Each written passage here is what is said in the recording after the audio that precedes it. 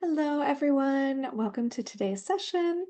We're going to be getting started with the presentations shortly, but I do have a few housekeeping announcements before we get started today. On behalf of the California Labor Lab, which is the NIOSH Center of Excellence for Total Worker Health, we're so pleased to welcome you to the webinar today. You are going to be muted during this presentation, so if you'd like to ask a question, please enter it into the Q&A box. We are going to save time at the end of the presentation to address as many questions as possible. Our format today, we have two different presentations, and then we're going to have a joint Q&A at the end. This presentation is being recorded and will be made available on the California Labor Lab and Center for Occupational and Environmental Health YouTube page in the next 5 business days. And all participants who log in with their registration email for the full live presentation today will receive an email tomorrow with a link to the evaluation form that will qualify you for a certificate of completion worth 1 continuing education contact hour. Once the evaluation has been submitted, you'll be able to access and print your certificate.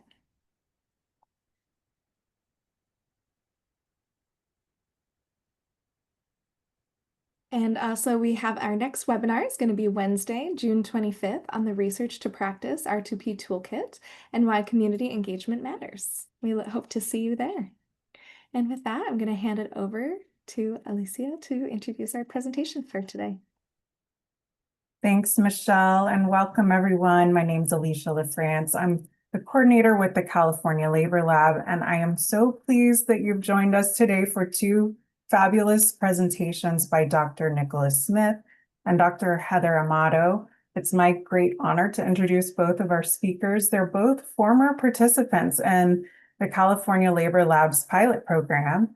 And today we'll begin with Dr. Smith's presentation, and that will be followed by Dr. Amato's. After both of the talks, we'll open the floor for questions, and we welcome your questions and comments as you listen. But first, let's get started with, I'll introduce Dr. Nicholas Smith. He is a research assistant professor in the Department of Psychology at the University of Texas at Arlington. Dr. Smith's research focuses and engages workers in vulnerable work situations with the goal of creating safer and healthier work environments. Using systems approach, Dr. Smith explores how workers interact with their work environments and designs interventions that promote health and well-being. Dr. Smith also uses participatory and community-engaged approaches in his research with the goal of extending current theory to emphasize hands-on and practical ways to enhance well-being and drive positive change. In addition to his applied research with workers and communities, Dr. Smith contributes to advancing research methods, longitudinal modeling, and study design. And with that, let me share the screen with Dr. Smith. You have the floor. All right, thank you so much for the introduction.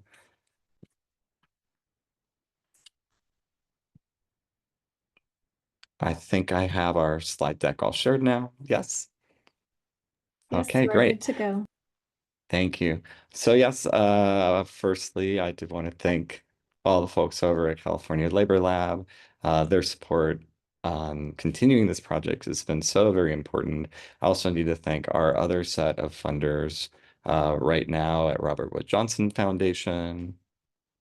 Also, PNASH, the Pacific Northwest Agricultural Safety and Health Center up at Washington. Also, the Oregon Institute of Occupational Health Sciences, along with all my team up at OHSU, the California Labor Lab, and the OHSU PSU School of Public Health. So today I'll be talking about our approach to working with a number of nonprofits and community-based organizations in Oregon in a participatory project looking at risk and protective factors for farm worker health. I also need to thank all of my collaborators and PIs as well, including Dr. Leslie Hammer up at OHSU, Dr. Krista Brockward at OHSU, Dr. Larry Martinez, also at Texas at Arlington, Mr. Ira Quello Martinez over at Picun, and Mr. Jonath Colin over at Centro Cultural, both of our field collaborators. So To get us started, I'm going to give a little bit of background about farm workers and what we know about farm workers in the US. And today's talk is a blend of our methodological approach along with highlighting some of the findings up to this point. In the United States, we have around 2.5 million farm workers in the US, the majority of whom, about 80%, identify as Latino Hispanic. Most of these folks are hailing from Mexico at this point in time. Um, Another thing that is unique about farm workers in terms of labor categories is how they're paid. They're either paid hourly or by piece that is picked. So by the bucket, maybe. But farm workers are exempt from overtime at the federal level. So they are not qualified, they don't qualify for time and a half.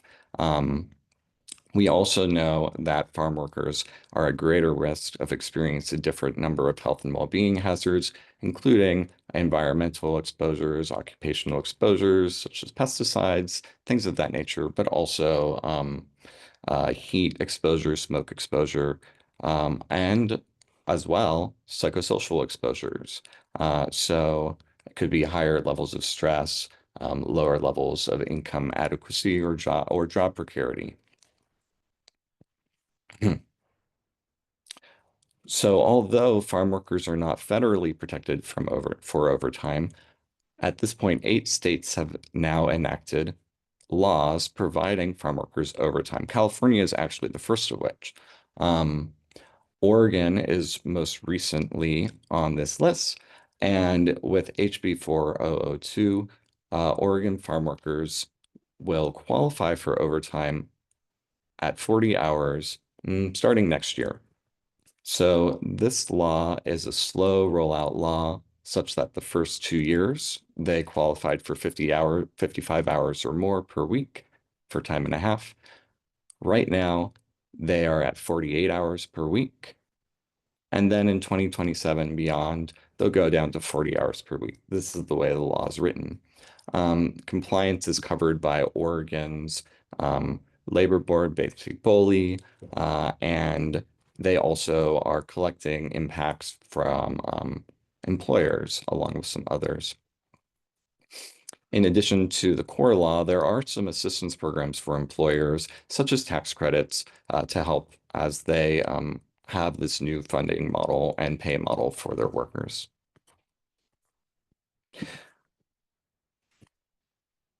In this study, our main purposes overall have been to thus assess farm workers' understanding of and their attitudes towards this overtime law as it rolls out, kind of like a natural experiment. We can see the impact of this policy over time.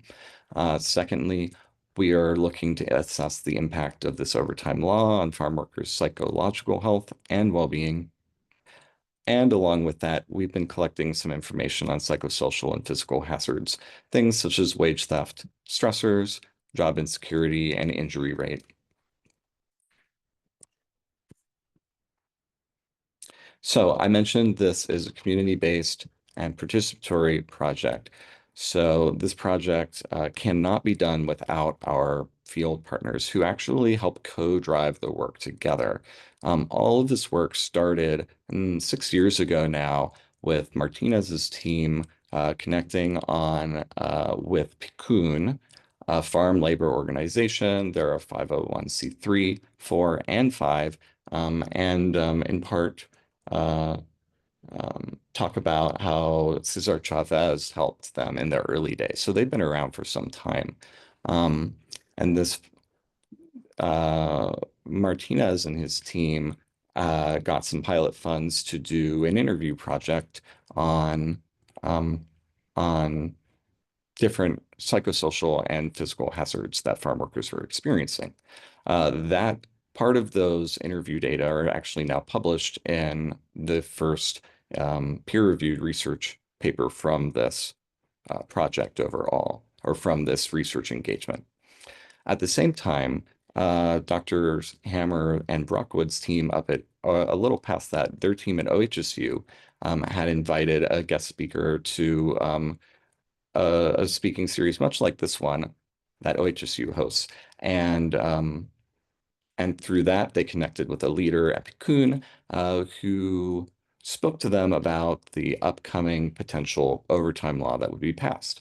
And they made an ask to better understand the impact of work hours and potentially overtime on health, safety, and well-being. So the OHSU team was able to write a scientific white paper that they provided back to the partners, and they were able to use those data for their own purposes, including discussing the potential importance of that law. So after the law passed, our team at Portland State University, which is where I was at the time, and OHSU and PCUN came together and discussed the potential of watching the impact of this rollout over the next 5 years. And we began to seek some funding. From those pilot dollars, we were able to also engage Centro Cultural and UNETE, who's down in the south part of Oregon. And I'll talk about our next study approaches from there. At this point, two of our team is down at UT to Arlington, and in phase 2, we have engaged with OHDC.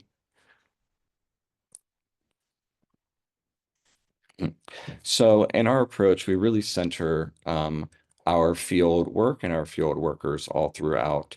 Our academic team has engaged in volunteerism and phone making with our field teams. And we ensure that we continue engagement with events. Some of them are fun, like galas, but it's just important to be around and be, collaboratively involved in these efforts all throughout the process.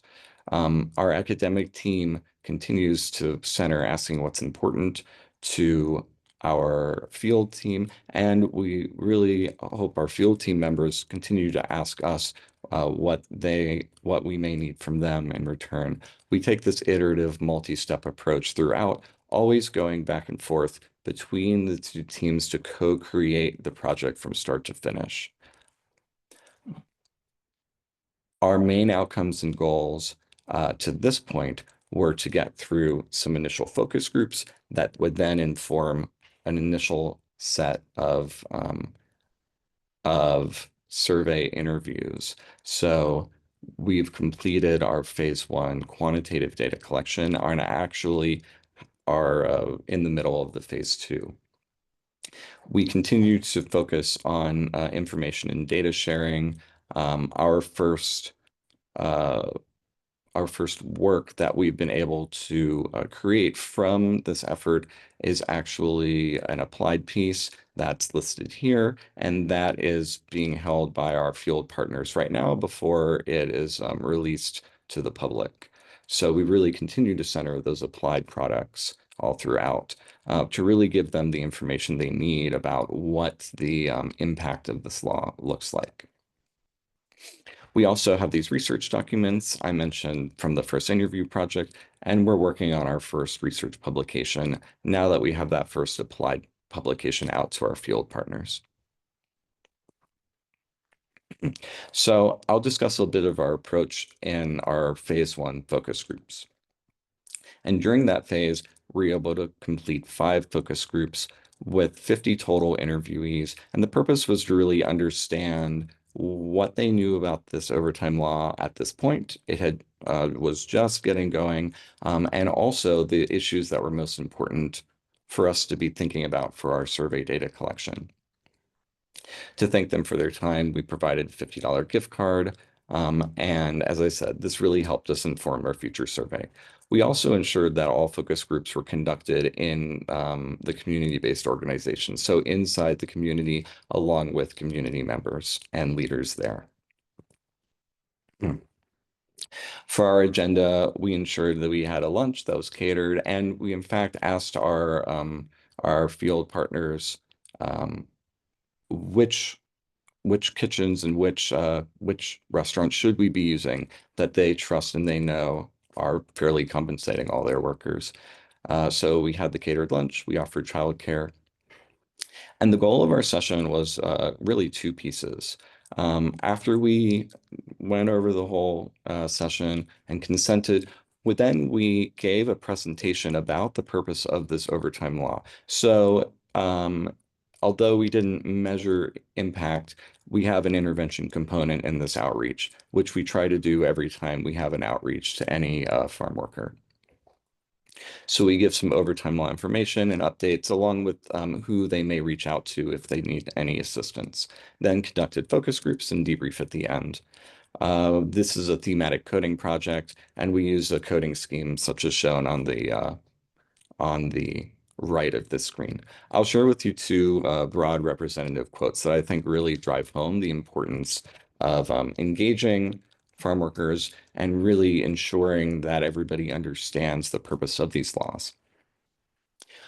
Among farm workers who said they were unaware of the law, they said, one participant said, if we don't know what rights we have and we don't know the law, if we don't become well informed, then how are we supposed to stand up for ourselves?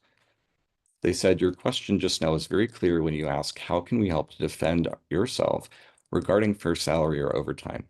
If bosses don't know or don't care and there's no entity or agency to protect the worker, then just nothing happens, right? So it's clear that they feel it's very important to understand and also know where to do outreach. We see this point about information sharing and organizing that's really deeply felt by a lot of our farm workers that shared with us.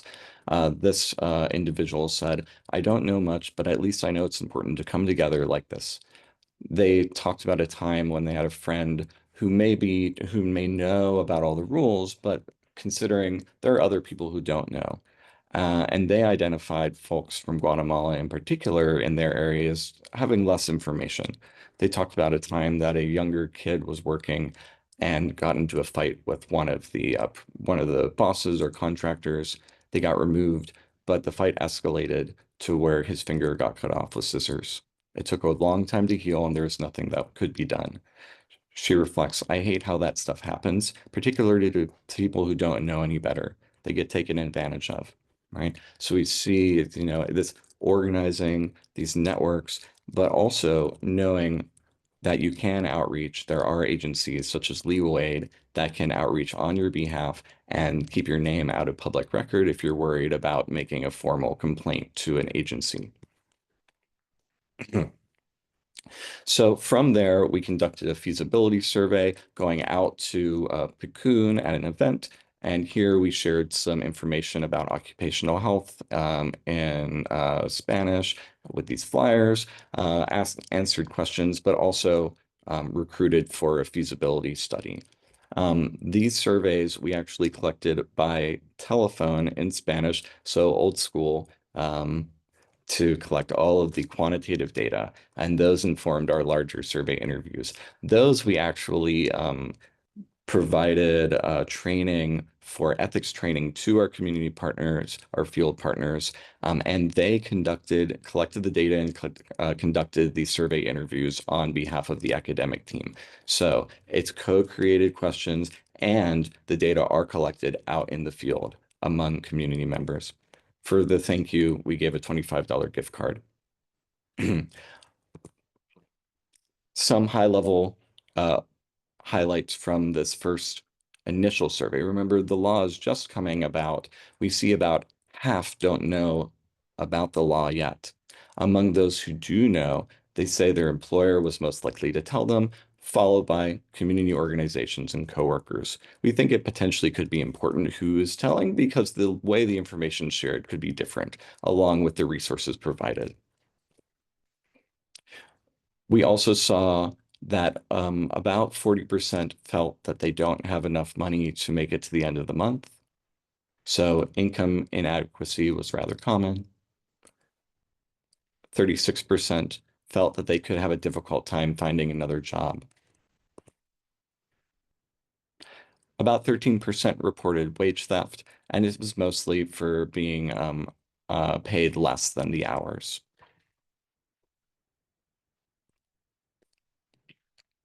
When issues come up, 72% report that they should, or mention they should report to government agencies, but they didn't always know which one. Sometimes they thought OSHA for labor and pay issues, which is not the right agency. So we continue to say more education and outreach is important. Among those who felt barriers, they felt that language and fear of retaliation were the two largest barriers to reporting. We saw about 14% worked with pesticides, and unfortunately, some folks are working with pesticides while they're still wet. They should be dried before picking or anything happens. So we need to continue with outreach efforts. About 6% reporting injury. So based on our questions, rather low injury rates. Few of those folks will miss work though. And then I guess broad takeaways.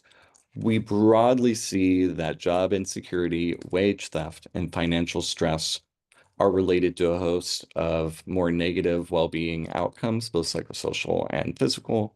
And protective factors we identified really were focusing in on sources of social support. So supervisors, coworkers, and friends and family. We see friends and family are particularly important. As I said, we are in the middle of our phase 2 data collection, which was modified and shortened. Our farm workers like to speak a lot, so they spent almost 2 hours on average sometimes in our first survey, far too long for our community partners. So we've modified and shortened, and we're back out there in our time 2 data. I'm about at the end of my time, but I did want to just share an insight about CBPR from our field partners. They recently provided some feedback, and they said to us, community-based and participatory research only works when those most impacted are at the center and they shape the questions, the process, and the solutions. They said when they're invited to the research space, it's really because they have something unique that they bring, right? They have these close relationships, understanding of the community, and a deep knowledge that may not exist in our academic tests. They said we may not have PhDs, but we hold expertise that comes with the trust relationships we've built day after day. Those perspectives are critical to making the research real, relevant, and reflective of truth that's actually happening on the ground. They said the research doesn't just study communities, but serves them, and that's always the goal. We may not be able to solve all the problems all the time as the academic teams, but it's not our job to come in and solve everybody's problems. We're there to co-create solutions together as best as we can and to be driven along with our community partners. So I wanted to thank you for your time. Thank all of our Oregon farm workers who shared their time and perspective, our partners, our PSU team, and all the funders.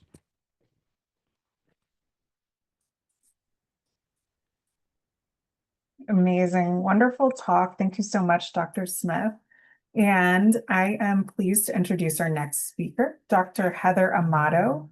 Dr. Amato is an assistant professor in the Department of Global, Occupational, and Environmental Health at the University of Maryland School of Public Health.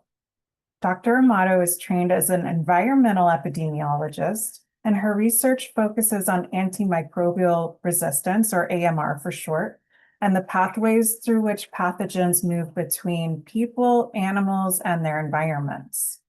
Using spatial and molecular epidemiology, Dr. Amato's work tracks environmental exposures and evaluates interventions designed to protect vulnerable populations, including farm workers in the United States and around the world. Her pathogen surveillance work also emphasizes community-engaged approaches, improving occupational and environmental health for workers. Dr. Amato leads projects investigating antimicrobial resistance in California, Maryland, and also in international projects in Nepal, Benin, and India. And without further ado, I welcome Dr. Amato, and the floor is yours. Thank you so much. I'll go ahead and share my screen. Thank you very much for the introduction. Let's see.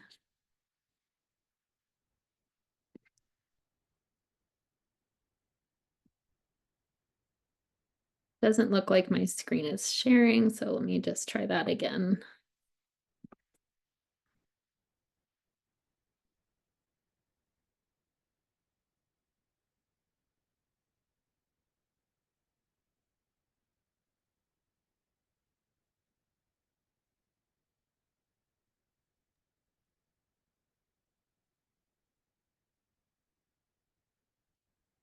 Of course, this always works when you test it and then when you're actually presenting. There we go.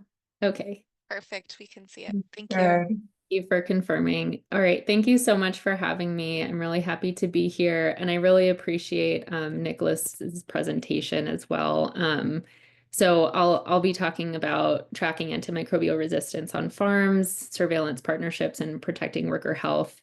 And I think a lot of what we just heard can really be applied to this work as well, in understanding how to build stronger relationships for tackling some infectious disease issues that might be a little bit contentious, as well as focusing on big production industries like the dairy industry. So I'll just go ahead and get right into it. Today I just wanted to first start off by describing the role of environmental surveillance in understanding occupational risks of antimicrobial resistance in dairy farm settings. And then I'll talk a lot about the barriers and facilitators to doing community engaged research in these types of environments, and identify strategies for building partnerships that really support worker-centered occupational health research, as Nicholas described really nicely. And then also discussing the implications of antimicrobial resistance exposures for farm worker health, and what that means in the bigger picture. So just to set the stage a little bit, for those who aren't as familiar, dairy farms and antibiotic resistance are really important occupational health issue. So excessive antibiotic use for livestock production can really drive the selection for antibiotic resistant bacteria. And in the US, an estimated 70% of all antibiotics that are purchased in the country are used for livestock production. And that's actually largely in cattle production, as shown in the graph on the bottom from the FDA. And we know that farm workers and their families, as well as community members, might be at risk of exposures to antimicrobial resistant bacteria. But the evidence thus far really focuses on occupational risks in poultry and hog farming, and specifically MRSA, or methicillin-resistant Staph aureus. Importantly, extended spectrum beta-lactamase, or ESBL producing bacteria, can cause untreatable infections. These are often multi-drug resistant organisms, and these can lead to really lengthy hospitalizations and severe illness. And the global prevalence of these is really increasing, and this is a World Health Organization critical priority pathogen of concern. So dairy farming in California's Central Valley is a really big industry, right? So California is the nation's leading dairy producer with over 180,000 jobs. It produces up to 20% of the nation's dairy supply each year.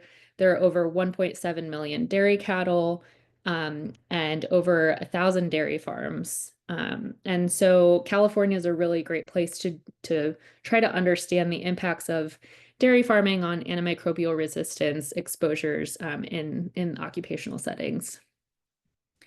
Notably, farms are consolidating, so we're seeing fewer and bigger farms. Over 60% of farms are considered large-scale operations with over 700 cattle.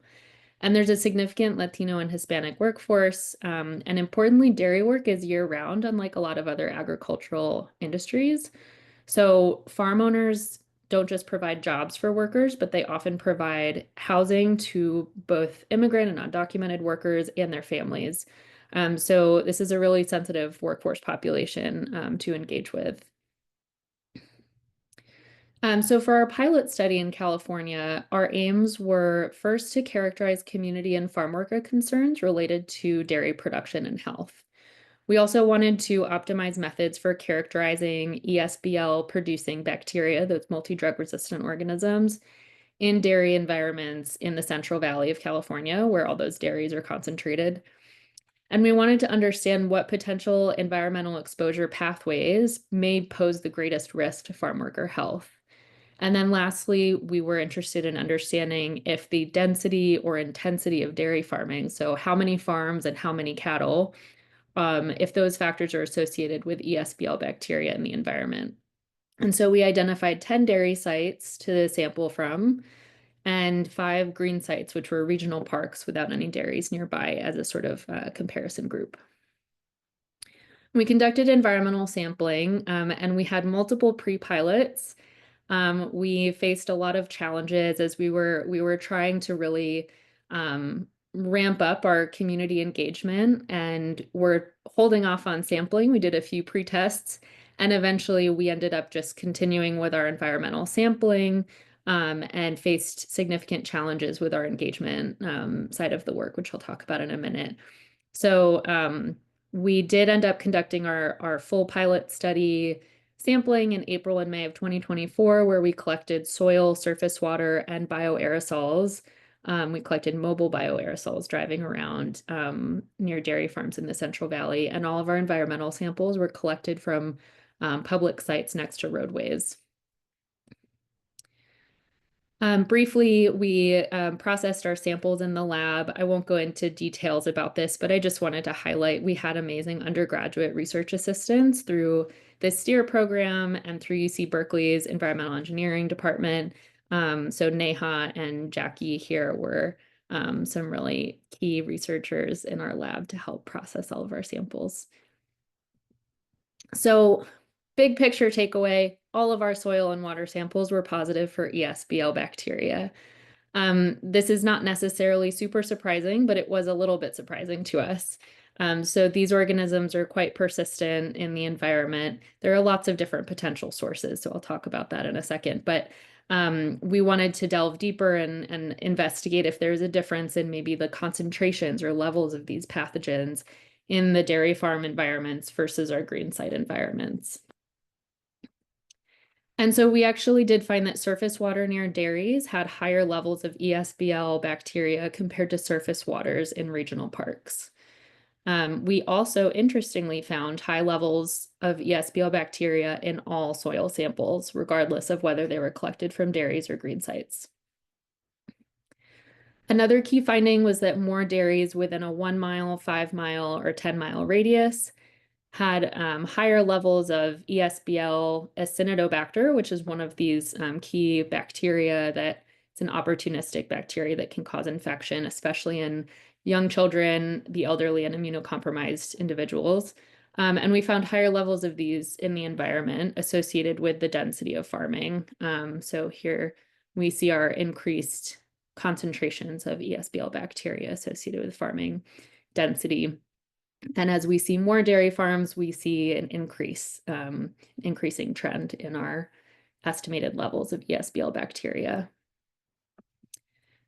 And our third takeaway here is that we did find that samples near dairies had greater diversity and abundance of specific strains of ESBL bacteria and resistance genes of clinical relevance. So here we see our strains in the figure on the left. Our farms, both in single isolates, single bacterial isolates, as well as metagenomic samples from entire microbial communities that were ESBL producing. We found greater diversity of strains as well as our key resistance genes in our farm samples here compared to our green site samples. So great, we got some really interesting results on environmental AMR, right? We know that dairy production might be linked to higher levels of some types of ESBL producing bacteria, specifically in surface water, and especially those clinically relevant strains and beta-lactamase resistance genes. Okay, that's important. We also found that ESBL bacteria were really prevalent in soil in both dairy and non-dairy environments, and that regional parks actually had higher levels of certain types of ESBL bacteria like Klebsiella and Pseudomonas. So we think that there might be some implications there in terms of wildlife or dog feces in these parks, probably dogs. Dogs are always the answer. And so that's something that we didn't necessarily expect, and we're trying to think through what these results mean. But what is missing from this whole study that we conducted? Our community engagement piece. So community and farm worker concerns related to dairy production and health, we were not able to characterize yet. We weren't really able to assess occupational specific risks. We understand some of the implications here related to dairy farming, but no occupational specific health risks were able to be determined. And then in terms of reporting back results, we still have yet to do that. We're in the final stages of analysis, and we're trying to figure out exactly how to report these results back and to whom we should report them to. Originally, we had really grand plans to do community engagement, as I mentioned. We were hoping to identify concerns related to dairy farms and health among farm workers and community members. As I mentioned, we're trying to identify ways to share our preliminary findings and understand how surface water in these areas is used and how it might be a potential health risk to both humans and animals. And then finally, we were hoping to gather community-generated recommendations to address the environmental spread of ESBL bacteria and reduce potential exposures through surface water or other occupational exposure pathways. And we were hoping to do this through some surveys and focus group discussions, and then work with farm workers and community members to prioritize possible solutions. And so in reality, what happened was this pilot study actually stemmed from a 2019 R01 proposal that was not funded, but we still felt that this was important work along with our former community partners in the Central Valley. However, 5 years later, when we have the sort of time and funding to actually commit to this work, and thanks to the labor labs, we actually had some pilot funding to get some preliminary data to revive this project. Unfortunately, the community-based organization we originally partnered with no longer had capacity. So they had a point person that had some dairy expertise and relationships, and they switched organizations. And so we were really trying to rebuild a partnership, or start a new partnership from scratch, I should say. And we had a lot of concerns about going directly to producers or dairy workers for good reason. I mean, this is a really big industry with a lot of power and resources. And so we just wanted to be really cautious about how who to choose to work with on this. And I just want to acknowledge that I really underestimated the amount of labor it would take to engage a new partner for this research. It involved months of emails and phone calls and Zoom meetings and visits. And I think there were a lot of lessons learned in terms of, you know, the partnership building that needs to happen before generating research questions. And, you know, especially when you have a partnership fall through at the last minute.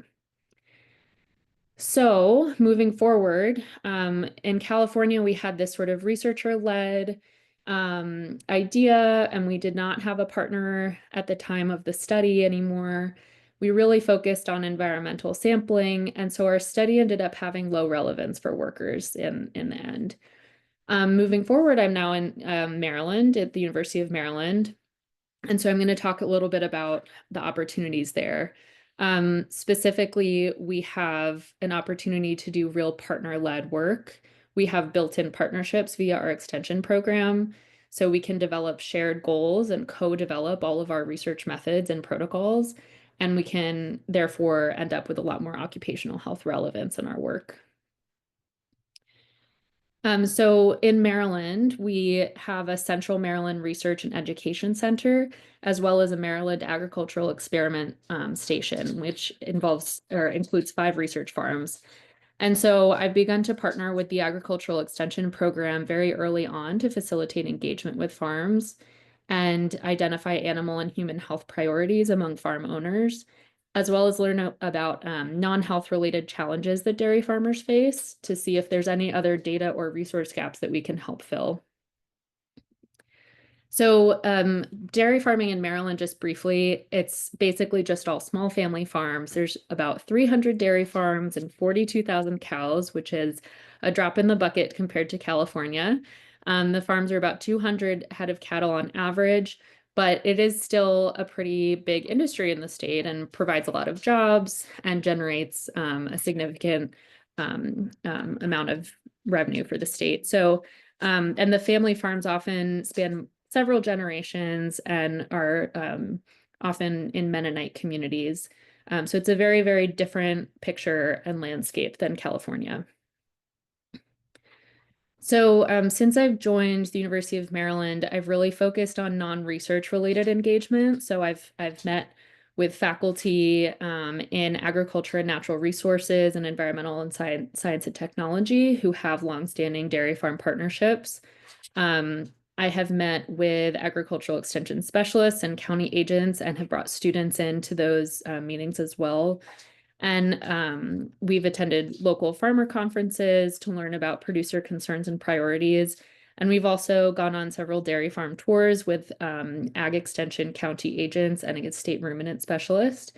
And I actually ended up taking my undergraduate class on environmental determinants of emerging infectious diseases to our university dairy farm to ask questions about infection control and prevention, especially in the context of bird flu or H5N1. So this summer, we're actually going to be piloting our study in partnership with Maryland Dairies. We'll be starting with environmental surveillance, as well as doing some interviews with farm owners and workers to characterize occupational and animal health concerns. We'll be collecting a wide range of environmental samples on 5 different farms to detect ESBL and bird flu, since that is a major concern among farm workers right now. So we'll be able to provide real-time data on whether or not there is bird flu in their herd. And then we're also going to identify potential occupational exposure pathways among dairy workers and assess the role of companion animals like dogs and cats, which are both implicated in bird flu transmission as well as antimicrobial resistance transmission. So overall, AMR surveillance on farms really matters for worker health. Farm workers face a disproportionate exposure to AMR due to regular contact with animals and manure and contaminated surfaces. And environmental sampling across pathways, including outdoor and indoor air, barn floors, milking equipment, feed, water, et cetera, really helps identify potential high-risk contact points. And this is true even in the absence of clinical cases. We can still do this type of surveillance to see where the most likely transmission pathways and exposure pathways might be. ESBL producing bacteria in these farming environments, importantly, can colonize workers silently. So AMR is kind of considered a silent pandemic because it's often in our guts and we don't even know it. AMR can be in commensal bacteria like E. coli without causing any symptoms, but then it can contribute to future infections, developing drug resistance. And this is especially important in these family farm environments, as well as in California on when you have families living on the farms themselves. When we have young children and elderly family members living on the farm because they're particularly at risk of severe clinical infections. So moving forward, key lessons and next steps for our work are to establish these strong farm partnerships to enable access to these on-farm working environments to have more occupationally focused and worker-centered research and get a better contextual understanding of practices and hygiene infrastructure. Overall, farmers want to keep their animals healthy and clean and happy. So I think understanding the key drivers of pathogen transmission in that context is really important. And then also to build trust, obviously, and create opportunities to share these findings with farm managers and workers. Additionally, the future goals are to generate data to inform occupational health interventions like targeted hygiene protocols, improved waste management practices, and using personal protective equipment when possible. And then for recommendations for other folks who are experiencing these more practical struggles with community and farm worker engaged research, identify existing partnerships that can be leveraged where possible. I would highly recommend to seek seed funding opportunities that are specifically for building partnerships and collaborations. I know some exist, they're very few and far between, but if you can find something that specifically funds your time and resources to do that partnership building before any research is in the works, I think that is key. And then finally, extracurricular engagement as an observer and participant. I've done a lot of that in the last year. I have learned much more than I did conducting environmental surveillance on the farms. And so I think it's just, even though we might not get there's not a clear deliverable from that, but the work that you put in the beginning upfront with that type of engagement will go a really long way when you're having those conversations down the road about research. Specifically for future directions of AMR surveillance, environmental surveillance to protect farm worker, animal, and community health is going to be really necessary to move forward on tackling AMR as a global health and One Health problem. So we need to first assess the impacts of different farm practices on AMR to see where we could mitigate transmission and block certain exposure pathways. We need to identify existing strengths and opportunities of different farms for preventing AMR exposure. So what are farms already doing that might be able to prevent transmission?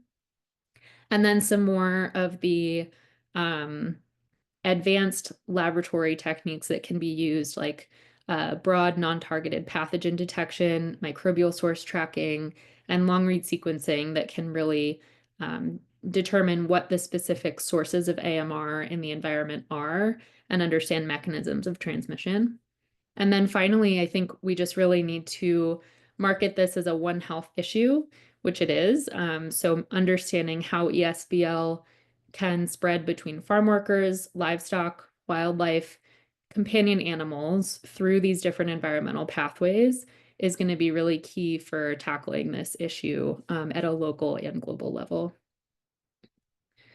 So with that, I would like to thank all of our funders, the Labor Lab, of course, the Chan Zuckerberg BioHub, and the Hellman Fellows Fund, and our students at the University of Maryland and the University of California, Berkeley, where I was previously a postdoc in the Pickering Lab, had a great amount of support from everybody in the lab at UC Berkeley. So thank you all very much, and I'm happy to take some questions.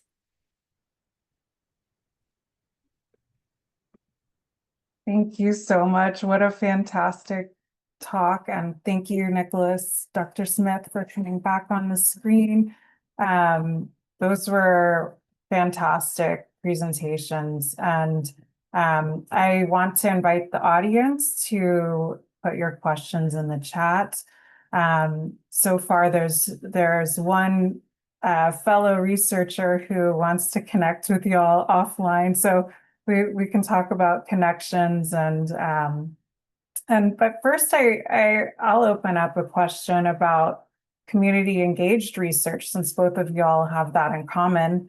Dr. Amato, you highlighted some of the challenges that can come up and then how you can do even better after experiencing difficulties with those partnerships when you move forward with related research. And Dr. Smith, you talked about how you were able to collaborate with so many partners all at the same time. And maybe, Dr. Smith, can you tell us about how it worked, like in terms of the practicality of having so many partners involved? What helped you all collaborate effectively? Well, there is, of course, our narrative story, and I think I hinted, it's iterative. We meet, we try to discuss, and we think about when things aren't working well and pivot there to improve it. And I think having a shared guiding goal of engaging in a way that is helpful is a good place to start. And having, in these cases, our first field partner, Piccoon, is a labor organization and a community building organization. So they have a lot of outreach that they engage in. And some of our other partnerships were soft handoffs or through communications or discussions with other folks as well.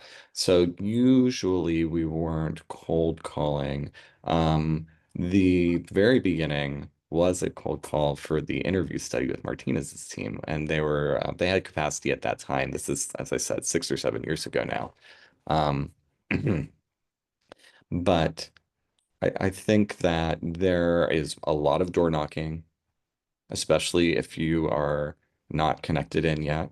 Sometimes thinking about your broad overarching goals. If translational science is a goal in your group and in your institute, then doing things that center translational science all along the way pays back eventually.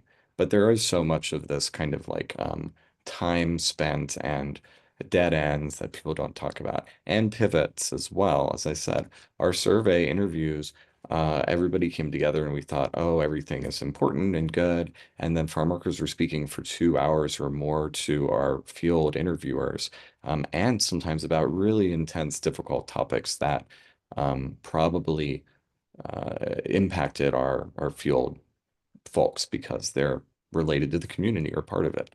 So providing our research guidance saying, really, I wouldn't do more than 2 a day if you have enough people, because it can really wear on you, especially when people start sharing and there's not a clear answer for how to directly help some of their problems, right? So it's a twisty road without easy answers. And Mhm. we've just been lucky to have partners that want to, our field partners want to continue. And um, I think they feel really heard when they bring up problems or challenges. And we say, this is very serious and let's think about how to move forward and how to make it work for you. Mhm. Mm. And that really, some of what you're saying ties in with what I heard from Dr. Amato on the invisible labor, and the practical struggles that can come up. And I liked your idea about the seed funding specifically for partnership building. Is that, yeah, would you like to say more about this invisible labor or any?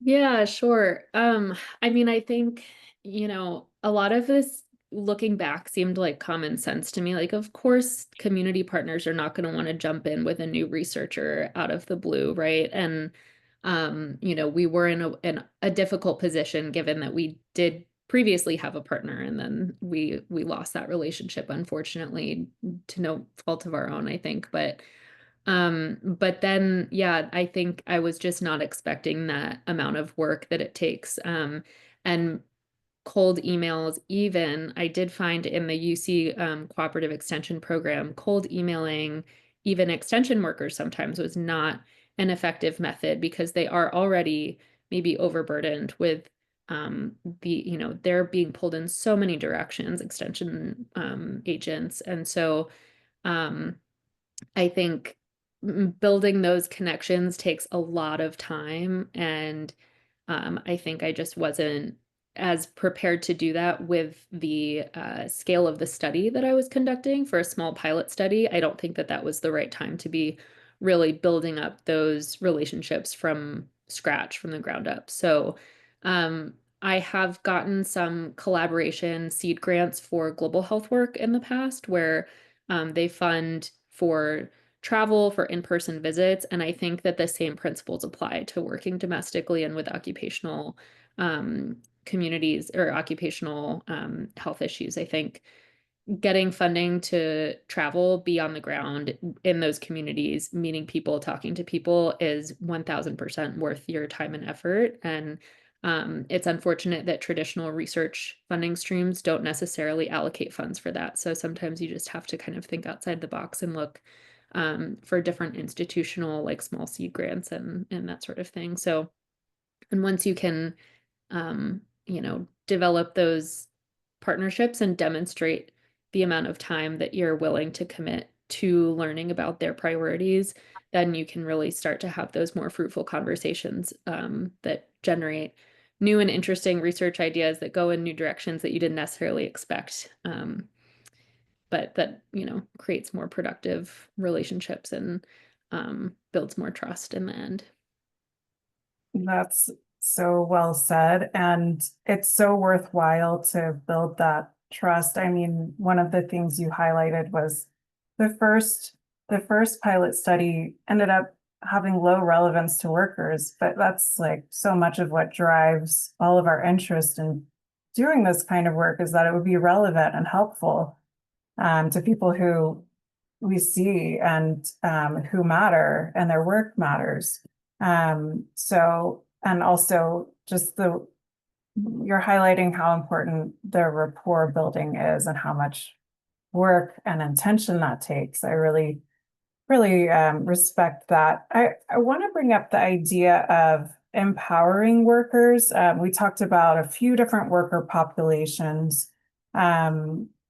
Some that Dr. Smith highlighted are primarily a Latino population, and then Dr. Amato, now you're engaging with Mennonite workers, and maybe I'm wondering what's coming up in your work with these different populations and these different workers. What do you think?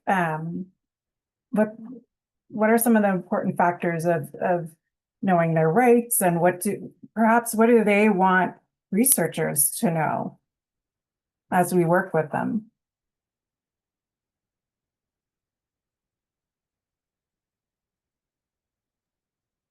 Nicholas, do you want to go ahead and start with this one? I could comment, sure. I think that it's clear that our community partners are all of our field teams are very, very important to each component of the project. And really, they help understand, they deeply understand the issues at hand on the ground. Sometimes the work is a mixture of reporting, some things that we generally know about, and like basically witnessing and giving information for things that have been heard. And sometimes we can do these predictive modeling that's really helpful for them as they're thinking about how can we move towards the next thing. So it's, I think having this capacity building is really important. Some of our field partners have dedicated employment towards research and research engagement now. And part of our capacity building is doing some training on survey design and data analysis. I always say in these things, if you put me out of business in it, in the partnership, then if you all can do it, that's great. Sometimes having those outside perspectives, though, are important, even if they can do the surveys. Having somebody else's institute or agency really helps them as they use that. So there's still value either way. But the more they engage in the work along with us, the better we get too as well, because we're more likely to go down the right thread right now. And these problems are not easy issues, no easy solutions. But these folks have been at this, for decades and decades. Yeah, I think I just want to add on to that. It's really helpful to hear your perspective too, Nicholas. With things like antimicrobial resistance, where these can be kind of silent issues that, you don't know it's an issue until you have somebody who's in the hospital with sepsis dealing with a multi-drug resistant infection, but that issue can be kind of simmering. So a lot of work needs to be done around not just, antibiotic stewardship training and that sort of thing, but just understanding of the principles of antibiotic resistance and why it's so important. I think the research community and even the veterinarian and medical community can do a much better job of translating that science to farm workers and providing resources that are accessible to folks to really emphasize why that's an issue, but at the same time recognizing that there are so many other pressing needs and concerns that are being experienced by different communities, like bird flu, which is why we're integrating bird flu testing into our studies right now, among many other things. But yeah. I know we are getting questions and now we are at the time. And so unfortunately, we're going to have to close the webinar. I think folks are very interested in learning about how you all report back culturally to your communities that you work with. And hopefully our attendees can connect with you all after this webinar. And want to thank you both for taking the time to bring us in on these really important topics related to important groups of workers. And thank you everybody for attending and wish you all a great day. Thank you so much. Take care.